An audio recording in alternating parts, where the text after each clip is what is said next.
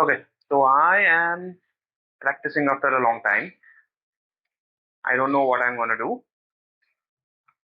I don't know the sequence that I'm going to follow, but I know that I'm going to be doing some standing poses.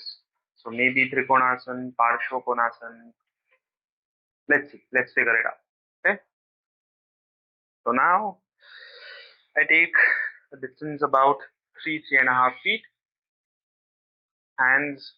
I have to make sure my hands are in my shoulder level so that I don't overextend my chest by taking them back. I don't close my chest by taking the hands forward. I have to make sure that my chest and my upper back are spreading horizontally. Now, I turn the left leg out completely from the hip. I also have to turn the right foot in, but I have to make sure, I have to be careful that my right hip does not move forward. Okay, my right hip remains where it is. Now, as if I have to touch that wall, I start extending from the hips. My knees have to remain locked, my thighs have to remain gripped. I start extending, keep extending. And when I can't extend anymore, I just gently drop my left hand down, raise the right hand up. I keep looking straight in front of me, keeping my legs locked, my knees locked, my elbows locked. Right now, I'm not going to turn my head up to the ceiling, as this is my first attempt of Trikonasana. Then I inhale and come up. I turn the left foot in, turn the right foot up. Now, whatever I did on the left side, I have to imitate and replicate on the right side. So I again extend as if I have to touch this cupboard and go down, left hand going up. One important thing to remember while doing or while practicing any asana is that you should not stop your breath. You should not hold it, nor do we have to try to change it. We have to breathe very normally, the way we do when we are just sitting around watching television, reading a book, driving. We have to breathe normally. That helps us to stay a little longer in that posture, to get comfortable quicker.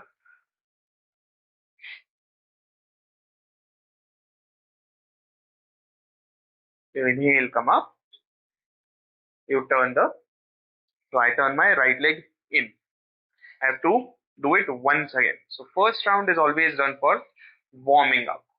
Now on the second attempt, I can go a little bit lower where my fingertips start going to the floor, all the while making sure my chest doesn't drop forward. My chest has to remain opened up.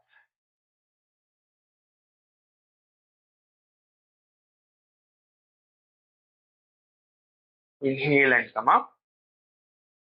Okay, I turn the left leg in, again turn the right leg out. I start extending to the right, keeping my knees locked, and go down. Again, as I did on the left, on the right, I have to make sure my chest does not collapse forward. My hip, the left hip does not roll forward. It has to be aligned with the right. And I breathe normally. Knees locked, elbows locked. Hands spreading from side to side. So if I can't sense where my left hand is, I take a quick look to check if it is in its place or not. Inhale and come up. I turn the right leg in, release my hands, and rest. Okay, now it's time for Parshvakonasana. So again, I spread my legs apart. This time it's a little bit more, okay, about 4.5 feet.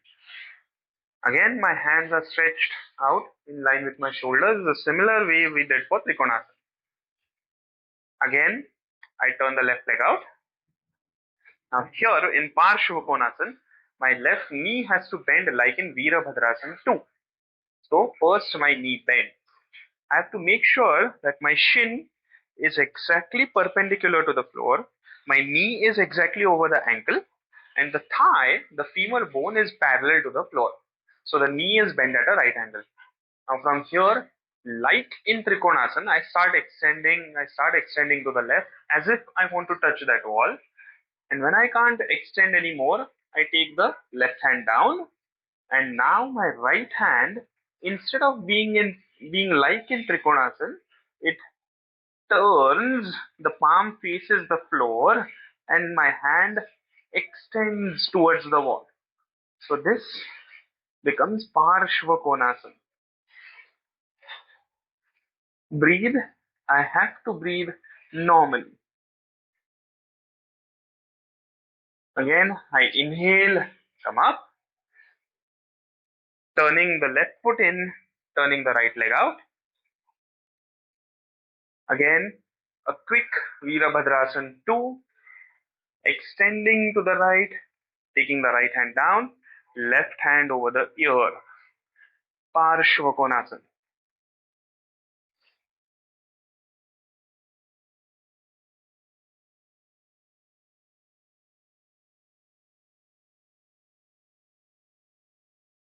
Again, inhale and come up. The right leg turns in. Okay, so we're going to go one more time. Now this time, I have to remember, like I did in Trikonasana, that the right hip and the right chest do not collapse. They do not go here. Okay, they should not come down. They have to remain in that alignment what we had here. So my chest learns to open up. The entire side of the body learns to extend and become longer.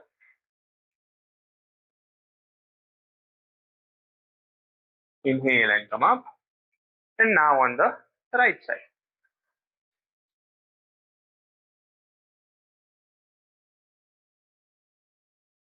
Again, I have to take my mind to different parts of my body. If I cannot look at them, I have to take my mind to them. So my mind has to go to the hip, prevent it from rolling forward. Similarly, my mind has to go to the chest, prevent it from rolling forward.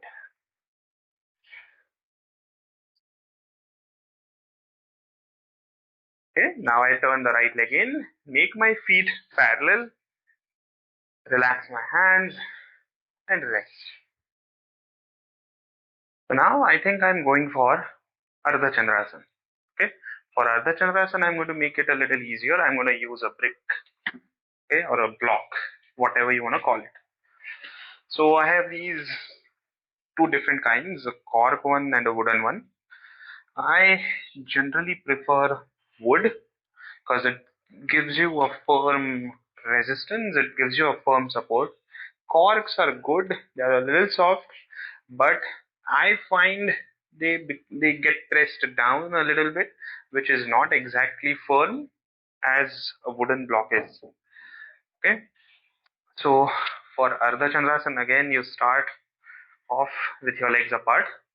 The distance between your feet has to be like in Trikonasana, so about 3.5 feet, depending on your height.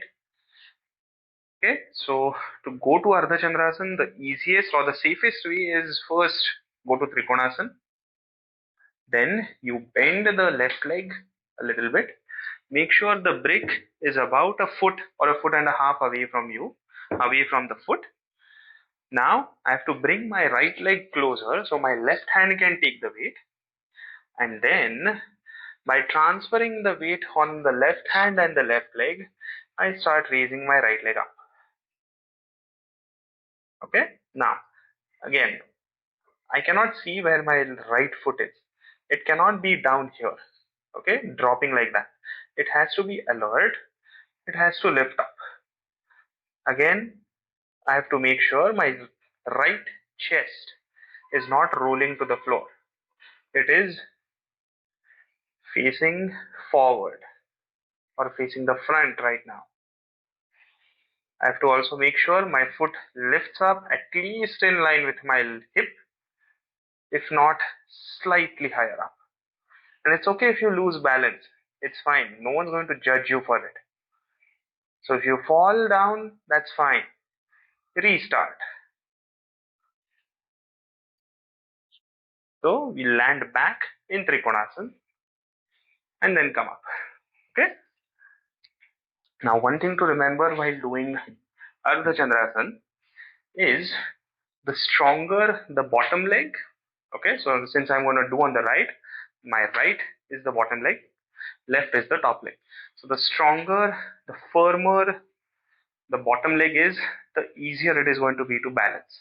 Okay, since that's the leg which is going to take all the weight.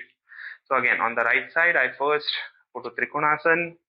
I bend my right leg, put my hand on the brick, bringing the left leg close, putting my weight entirely on the right foot, right hand. I straighten the bottom leg, make sure the top leg is lifting up completely. Extend the left hand in right line with the right. Ardha Chandrasana.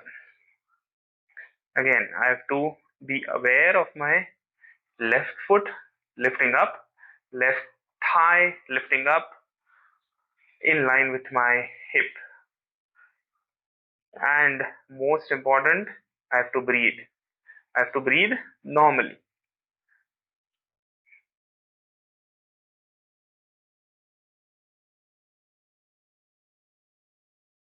While coming down, I go back to Trikonasana and then come up and rest. Alright, since we are doing all the postures that make you bend or extend on the side, let's go for Virabhadrasana 2. Okay, so for Virabhadrasana 1, 2 and 3 and Parshvakonasana, the distance between your legs is about 4.5 feet, because one leg has to bend at a right angle, if you remember. Again, my hands are in shoulder level. I turn my left leg out completely. Alright. Now from here, I have to make sure my upper body, okay, so above the hips, has to remain as it is. I have to make sure my chest lifts up, my abdomen lifts up a little bit, and I bend the left knee. Now bending the left knee, I can have a quick look at it if it is at a right angle. Okay, so my femur is parallel, my shin is perpendicular, and I have to wait. Okay, so I cannot be going on the left leg, I cannot be falling forward. I have to maintain my shape, the shape of my upper body as it was, by breathing normally. I come up, I have to straighten my leg to come up. I turn the left leg slightly in and I take the right leg out. Again, I have to make sure if my hip is not rolling forward. So now the left is the back hip. So my left hip is not rolling forward towards the right. It has to remain as it is. Okay, and there we go. We bend the right knee 90 degrees to Virabhadrasana 2. Inhale and exhale normally. Make sure you check your palms once in a while to see if they are in shoulder level, if they have not left that alignment. Inhale and come up. You turn the right leg in, release your hands, relax. If you get tired while doing these, just let go. You can go to Shavasana, relax, get your legs to quieten down, hands to quieten down, and then repeat. Okay, so we're going to repeat once more on both the sides.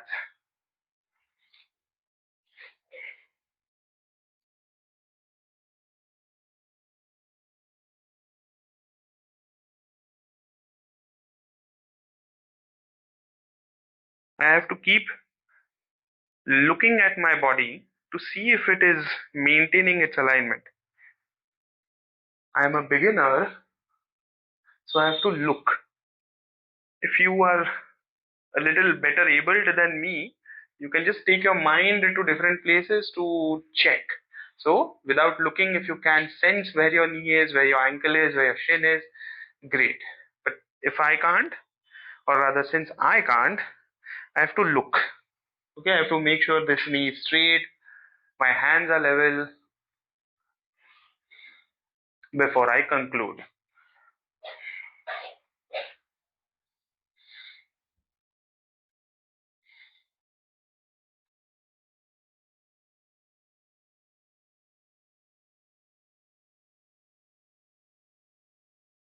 I can look at my reflection in these glasses, but if you have a mirror in front of you, that would be great. It gives you a different perspective on your asanas. Inhale, come up, turn the right leg in, relax your hands, rest. So I feel my legs are a little tired, a little sore, you can say. Okay, since I'm restarting my practice after a long gap, I'm going to give them a little rest. So I'm going to use this wall. Okay, so I can sit down. I have to go absolutely close so that my buttocks touch. All right. Then I'm going to lie down on my side and roll on my back. Okay. Initially, you can keep your legs up, straight up, and be here. Now, when getting rest or when you are resting your body, make sure you do not hold it in a particular position. Just let it fall. Okay? I'm trying to keep my legs a little loose, my knees are a little bent, my toes are pointing out. That helps to let my lower back get grounded, let it spread on the floor, and that in turn helps to make my stomach soft.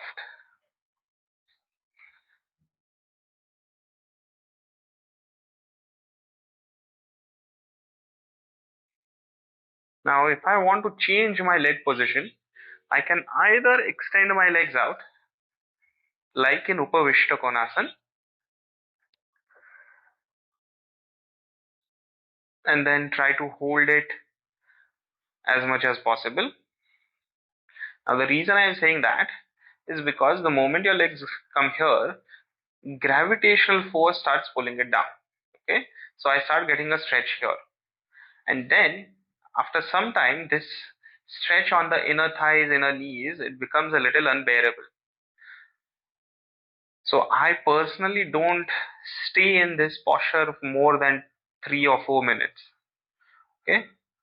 So whenever I have to change, I generally go for Baddha Konasana. This is much more comfortable for me than Upavishta Konasana. This really helps to let my quadriceps become loose. By loose, I mean soft and not tight. So they sort of let go of the gripping that they did while doing the standing postures.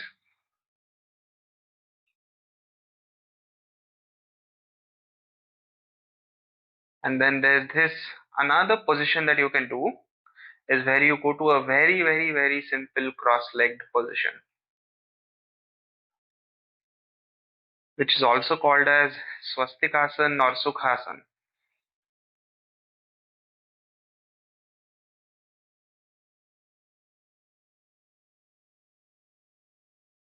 You can even change the order of crossing.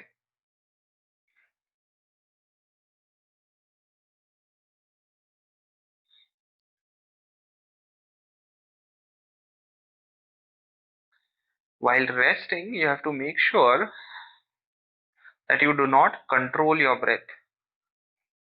You have to let it go. You have to let it take its own route, take its own form, its own shape. So if your breath wants to slow down a little, let it. If it wants to become deeper, let it.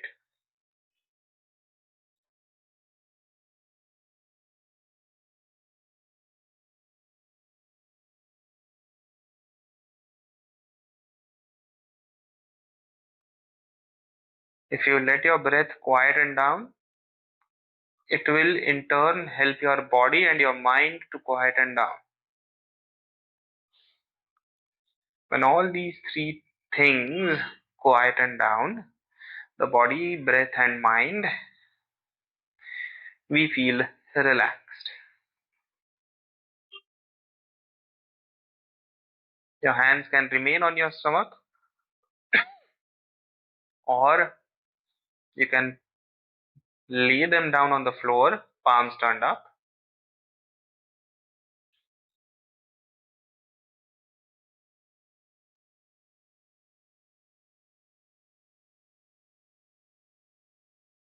Now, while coming out of this, from whichever leg position you are, okay, you have to bring your knees to your stomach